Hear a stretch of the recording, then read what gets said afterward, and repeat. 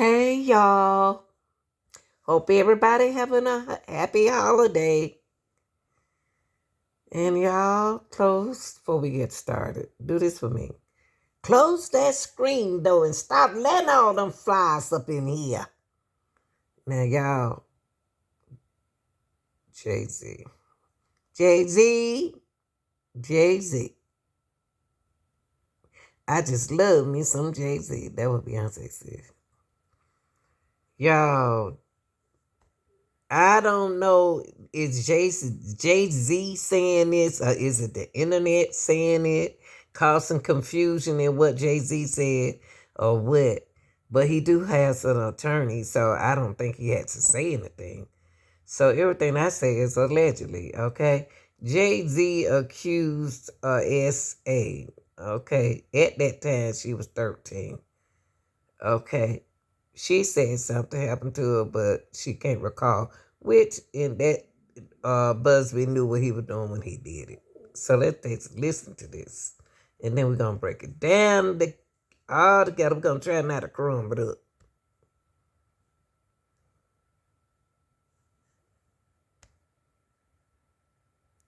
Is now being accused of raping a 13-year-old girl with Sean Diddy Combs during an MTV VMA after party in the year 2000. The rapper issued a blistering statement in response and directed his comments at attorney Tony Busby, who filed the suit, saying, quote, Hold on, y'all. Let's see what he quote. It said, "You have made a horrible error in judgmental thinking that all celebrities are the same. I'm not from your world. I'm a young man who made it out of the project in Brooklyn. We don't play these types of games."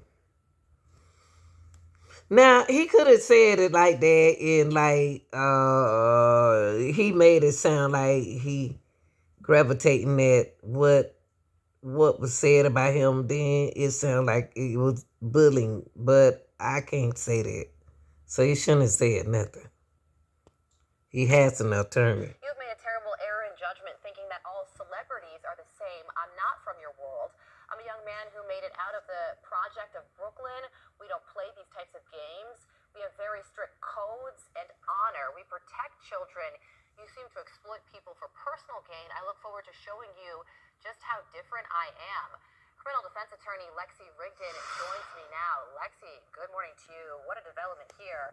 So another thing Jay-Z said in his statement is that this was a civil suit filed against him, and he said these allegations are so heinous in nature that I implore you to file a criminal complaint, not a civil one, essentially saying, if I really did these things, treat me the way I should be treated. So how should we be thinking about all of this? What do you think?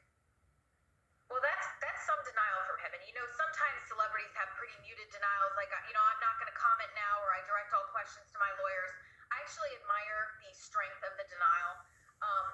I think that at this point, there's no objective indicia of reliability to this complaint. Now, obviously, things are going to play out, and we're going to end up learning more. But if you look at it on its face, it's a 24-year-old complaint. Very significantly, he was not named in the lawsuit in the first instance when it was filed. The girl was allegedly 13 at the time it happened, and in the complaint it says that she had been given something and she was quote unquote woozy. And so I think that this just needs to be looked at in kind of a measured way. Unlike the media is treating some people in the media, Pete Hegseth being one of them, where they automatically hear an allegation and they run. Hey, Jesse. Great to see you as always. Today was a little bit different in that I got inside the courthouse, I should say, about 15 minutes before. She's gonna tell y'all what was going on in that courthouse today when Diddy had to meet up with the judge and his attorney and the prosecutor about the case. Or 1 p.m. That shows you how early I was in there. And I was actually surprised to see less amount of journalists. They were kind of waiting for this hearing to get started. And so, comparing that to last hearing where it was just a ton of journalists just waiting to get inside that courtroom, this time was completely different, and that it was probably about less than 20 journalists altogether. So when we were all kind of ushered up into the 15th floor this time as opposed to the top floor like the last hearing, it was a lot of us, it was a lot smaller courtroom, but still the similar makeup of the courtroom. So you have one side where it's going to be Diddy's family members, it's going to be the general public, maybe some extra defense lawyers or those who work for the defense side at least, kind of sitting over to the left side. And then on the right side where I was sitting, it's going to be all flooded with journalists as well as some other members of the prosecution team who kind of help with that case as well too. Y'all, I got a question. Do y'all think those kids really want to go to court every time they dad go to court? Don't you know they got a young life? Don't you know they're going to get tired of going to court because it's intervening with their lives? You know what I mean? They love him, but they busy too. And so we all went up to the courtroom probably around 1:45 today. We're waiting to get this hearing started. It was interesting too because this time around, Diddy was brought in first. He was brought in about a couple minutes after 2 p.m. today.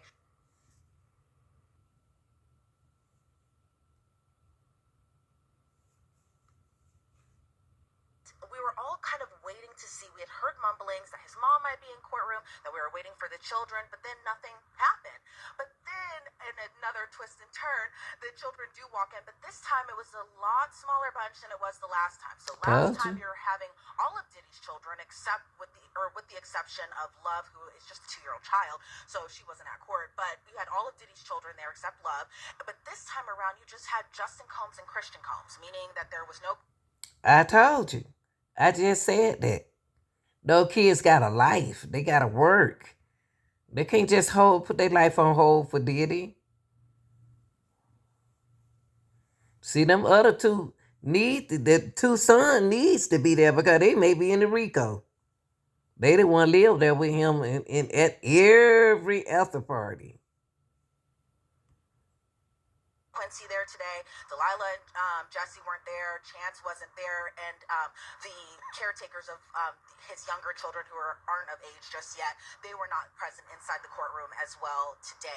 But his mom also wasn't in court today. So when Diddy came inside, it was still that standard issued NBC jumpsuit. He's wearing khaki.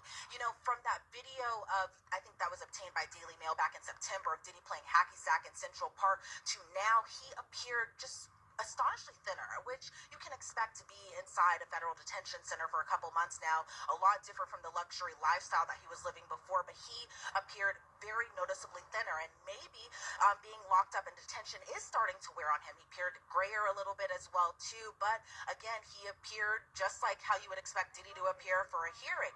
He when he came inside the courtroom, he hugged his attorneys. He especially hugged Anthony Rico. Then he had hugged Alexandra Shapiro as well too. But then he kept kind of looking at the gallery. Now again, this was at a point where Diddy's sons Justin and Christian weren't inside the courtroom just yet, but instead, whenever they came inside the courtroom, and again, this was after Diddy was already sitting down at the defense table, he looked back immediately. He smiled. He beamed up. He waved at at his two sons, and just kind of gave them kind of a little bit of, it's a good to see you type of feeling. That's what I was gathering from inside that courtroom. Now, again, I want to remind our viewers that when we're inside federal court, again, there's no cameras, which, Jesse, I'm sure you have already mentioned that part. But, even for us journalists, with the exception of some who get a special permission of that, we just are relying on a notebook, a notepad, a pen, a pencil in order to kind of take notes to see what is all going on. I can't even take my Apple Watch inside that courtroom whenever there's a hearing. I have to turn I have to turn my laptop in. Of course, I have to turn my phone in. So we're kind of just eye-watching everything that's going on. Now, when Christian and Justin came inside that courtroom, they were actually sitting just right across from me over on the left side of the gallery. So what I was seeing from both of his sons was a little bit of leg shaking, what I perceived to be a little prayer right before the hearing had actually started as well too. But again, I think their focus was maintaining a good face for their father, being supportive of their father, which you expect at this point because they've attended much all of the hearings so far, with the exception of that emergency hearing that happened, I believe, back in October now. But then they kind of just stood and or not stood, it sat and just kind of listened to what was all kind of happening. Again, that court hearing was pretty quick. It was about 30 minutes long. I think all of us were kind of surprised that the hearing did last that short amount of time, as opposed to last hearing, which was about 2 hours or so. But, as our viewers kind of want to get an inside glimpse of what you see at a federal courtroom, you're going to see the defense table and then you're going to see the prosecution table right in front. So it's not like how we see in normal trials where it's like right across from each other. It's like the defense, it is the prosecution, and then of course you're going to have the judge on the bench, and you're going to have the court sketch artist and the person who's kind of transcribing all of what is going on. But that is pretty much the inside glimpse of what I got from inside that courthouse.